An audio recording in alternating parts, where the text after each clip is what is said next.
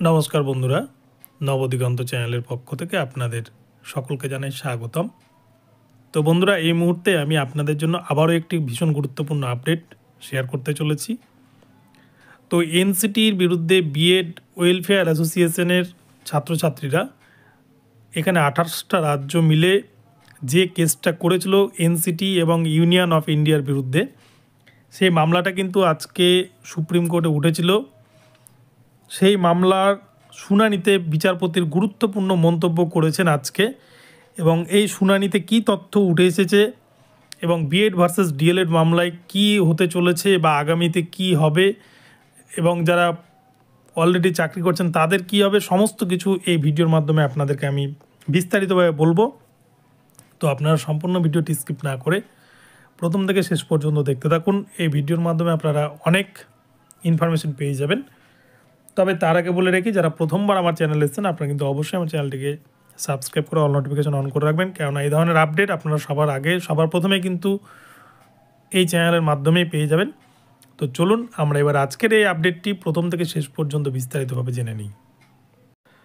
বন্ধুরা, আপনারা জানেন যে প্রাথমিক নিয়োগের ক্ষেত্রে এনআইওএস এবং বিএডদেরকে কিন্তু বাতিল করে দেওয়া হয়েছে। বিএডদেরকে আগস্ট মাসেই বাতিল করে দেওয়া হয়েছে। 11ই আগস্ট 2023 সুপ্রিম কোর্টে যে জাজমেন্ট বেরোয় সেখানে কিন্তু বিএডদেরকে অবৈধ ঘোষণা করা হয়েছে প্রাথমিক নিয়োগের ক্ষেত্রে। তবে আপার প্রাইমারি থেকে হাই স্কুল লেভেলে সমস্ত নিয়োগে বিএড বৈধ। সেক্ষেত্রে এই অর্ডার আসার পরেই কিন্তু বিএড ছাত্রছাত্রীদের মধ্যে একটা কালো যুগের সূচনা হয়েছিল এবং কালো অন্ধকার যুগ নেমে এসেছিল।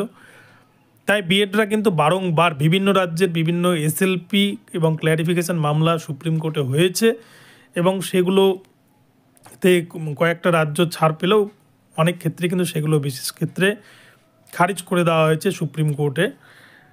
তো এরকমই কিন্তু আবারও একটি কেস 28টা রাজ্য মিলে এনসিটির বিরুদ্ধে করেছিল এবং ইউনিয়ন অফ ইন্ডিয়ার বিরুদ্ধে 28টা রাজ্যের যত বিএড ছাত্রছাত্রীরা রয়েছে, শুধু বিএড ছাত্রছাত্রী বলাটাই ঠিক নয়, যত বিএডের ইন সার্ভিস টিচার রয়েছে আমাদের 28টা রাজ্যের, তারা সবাই মিলে কিন্তু এই কেসটাকে দাঁড় করিয়েছিল।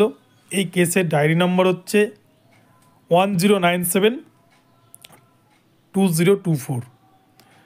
এই মামলার আজকে কিন্তু সুপ্রিম কোর্টে শুনানি হয় এবং এই শুনানিতে বেশ কয়েকটি গুরুত্বপূর্ণ দিক উঠে আসে এবং এই শুনানির দ্বারা কিন্তু বিচারপতি গুরুত্বপূর্ণ মন্তব্য করেছেন। এই মামলাটি বেসিক্যালি বিচারপতি অরবিন্দ কুমার এবং নরসিম্হা স্যার এই দুজনের বেঞ্চে আজকে উঠেছিল এবং সেখানেই কিন্তু গুরুত্বপূর্ণ মন্তব্য করেছেন বিচারপতি। এবং এই মামলা শুরু হওয়ার প্রথমেই যিনি অপর পক্ষের আইনজীবী ছিলেন, অর্থাৎ ডিএলএডদের পক্ষ থেকে কিন্তু মীনাক্ষী আরোরা ম্যাম, উনি প্রথমেই বিচারপতিদেরকে বলেন যে বিএডের ক্যান্ডিডেটদেরকে সমস্ত রকমভাবে সুপ্রিম কোর্ট প্রাথমিকের ক্ষেত্রে অবৈধ ঘোষণা করেছেন এবং বিচারপতি অনিরুদ্ধ বোস এবং সুধাংশু ধুলিয়ার ডিভিশন বেঞ্চ প্রাথমিক নিয়োগের ক্ষেত্রে বিএডদের ভবিষ্যৎ কী হবে এবং অনগোয়িং প্রসেসগুলোতেও বিএডদের কী হতে চলেছে এই সমস্ত বিষয় নিয়ে কিন্তু বিচারপতি অনিরুদ্ধ বোস অলরেডি জাজমেন্ট করে ফেলেছেন এবং এই নিয়ে বিভিন্ন রাজ্য থেকে বিভিন্নভাবে বিএডরা বারংবার কিন্তু ক্ল্যারিফিকেশন মামলা দায়ের করছেন। তাই এই বিষয়ে মীনাক্ষী আরোরা ম্যাম আরও একটি বিষয় স্পষ্ট করেন সুপ্রিম কোর্টকে। উনি বলেন যে এরা বিএডের ক্যান্ডিডেটরা তথ্য চুপিয়ে অর্থাৎ গোপনে কিন্তু এই মামলাগুলোকে করছে, এরকম একটা অভিযোগ নিয়ে আসেন এবং সমস্ত দিক দেখে বিচারপতি আর কোনো কথা না শুনেই এই মামলাটিকে কিন্তু পুরোপুরি ডিসপোজ করে দিয়েছেন। এবং শুধু পুরোপুরি ডিসপোজই নয়, যদিও পুরোটা অর্ডার কপি পেলে কিন্তু সম্পূর্ণটা সঠিকভাবে বোঝা যাবে, তবে এই মামলাটি সম্পূর্ণ ডিসপোজ করে দিয়েছেন এবং মামলাটির আর কোনো শুনানিই হয়নি। এবং সাথে সাথে বিএডদের পক্ষ থেকে কিন্তু বিএডদের যারা মামলাটি করেছিলেন পিটিশনারদের 25,000 টাকা জরিমানা ধার্য করেছেন সুপ্রিম কোর্টের বিচারপতি নরসিম্হা স্যার এবং অরবিন্দ কুমার স্যার। তো এইখান থেকে কিন্তু বিএড ছাত্রদের ভবিষ্যৎ একেবারে প্রাথমিক নিয়োগের ক্ষেত্রে আর কোনো সুযোগ থাকলো না। গত 11 জানুয়ারি 2024 তারিখে পশ্চিমবঙ্গ থেকে যে ক্ল্যারিফিকেশন মামলা করা হয়েছিল, যেটি পিটিশনার ছিলেন অর্ণব ঘোষ, যে মামলা শুনানি গত 11 জানুয়ারি হয়ে গেছে, সেখানেই কিন্তু বিচারপতি অনিরুদ্ধ বোস লাস্টে একটাই কথা বলে দিয়েছিলেন, প্রাথমিক আর কোনো বিএড নয়, এবং বিএডদের কিন্তু শেষ পেরেকটা উনি পুঁতে দিয়েছিলেন, আর বিএডরা কোনো মামলা করতে পারবে না এমনটাও কিন্তু অর্ডার দিয়েছিলেন। কিন্তু এই মামলাটা ছিল বেসিক্যালি এনসিটির বিরুদ্ধে, এটা ডিএলএডদের বিরুদ্ধে নয়। এবং ইউনিয়ন অফ ইন্ডিয়া, অর্থাৎ যে ইউনিয়ন অফ ইন্ডিয়া কিন্তু গেজেট প্রকাশ করে, আমাদের ওয়েস্ট বেঙ্গলের ক্ষেত্রে কিন্তু যেমন আমরা কলকাতা গেজেট দেখি, কলকাতা গেজেটের যে গেজেট বেরোয় সেখান থেকে কিন্তু সব রিক্রুটমেন্ট রুলসগুলো আমরা পাই। আর এটা কিন্তু ইউনিয়ন অফ ইন্ডিয়া, সারা দেশের যে গেজেট বেরোয় সেইখান থেকে কিন্তু ইউনিয়ন অফ ইন্ডিয়ার বিরুদ্ধেও মামলা করেছিল। তো এই মামলাগুলো কিন্তু আজকে সম্পূর্ণরূপে বিচারপতি সেভাবে না শুনেই সম্পূর্ণভাবে ডিসপোজ করে দিয়েছেন।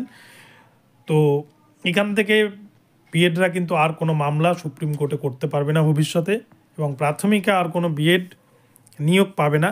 তবে পূর্বের যে রিক্রুটমেন্ট প্রক্রিয়াগুলো এখনও পর্যন্ত কমপ্লিট করতে পারেনি প্রাথমিক শিক্ষা পর্ষদ, 2022 রিক্রুটমেন্ট প্রক্রিয়া নয়, 2022 রিক্রুটমেন্ট প্রক্রিয়া থেকে কিন্তু সম্পূর্ণরূপে বিএডরা বাতিল হয়ে গেছে। এনআইএসদের ক্ল্যারিফিকেশনের মামলা যদিও আসেনি, তবে সেক্ষেত্রে হয়তো এনআইএসদের ক্ষেত্রেও হয়তো একই জাজমেন্ট রাখতে পারেন সুপ্রিম কোর্ট থেকে। তবে অন্যান্য আগের যে রিক্রুটমেন্ট প্রক্রিয়াগুলো চলছিল সেগুলোর ক্ষেত্রে কিন্তু কি হবে সেটা সুপ্রিম কোর্ট বিচার করবে, তবে সেগুলোতে হয়তো প্রভাব পড়বে না। তবে যদি প্রভাব পড়ে তাহলে সেক্ষেত্রে ইন সার্ভিস টিচারদের ওপরেও কিন্তু প্রভাব পড়বে। তবে ইন সার্ভিস টিচাররা যারা অলরেডি চাকরি করছেন তাদের ভবিষ্যৎ কী হবে এই বিষয়টা কিন্তু এখনও পর্যন্ত স্পষ্ট না, ফলে তাদের চাকরি কিন্তু একটা প্রশ্নচিহ্নের মধ্যে থেকেই গেল। যে বিএড ডিগ্রি করে বিভিন্ন রাজ্যে যে ইন সার্ভিস টিচার যারা নিযুক্ত হয়েছেন প্রাথমিকে, তাদের চাকরিটা কী হবে, তো সেটা সময় কথা বলবে কী হবে। তবে এখন শুধু যারা যদি মামলা করতে পারে তাহলে ইন সার্ভিস টিচাররাই কিন্তু সুপ্রিম কোর্টে মামলা করতে পারেন। এছাড়া কোনো ছাত্র বা কোনো ফ্রেশ ক্যান্ডিডেট এই বিষয়ে মামলা করলে তার কিন্তু ফাইনই লাগবে। এটা কিন্তু সুপ্রিম কোর্টের আজকের জাজমেন্ট থেকে পরিষ্কার। তো বন্ধুরা, আপনাদেরকে আপডেটটি দেওয়ার ছিল, আপনাদেরকে দিলাম আপডেটটা কেমন লাগলো আপনারা অবশ্যই কমেন্ট বক্সে আমাকে কমেন্ট করে জানাবেন, এবং ভিডিওটিকে ভালো লাগলে অবশ্যই চ্যানেলটিকে সাবস্ক্রাইব করে দেবেন, এবং আমার ভিডিওতে লাইক শেয়ার কমেন্ট করতে কিন্তু ভুলবেন না। আর এই ধরনের আপডেট পেতে আপনারা অবশ্যই প্রতিনিয়ত ফলো করতে থাকুন, আমি আপডেট পেলেই দিয়ে দেবো আপনাদের। ধন্যবাদ, পরবর্তী আপডেট নিয়ে আসছি আবার।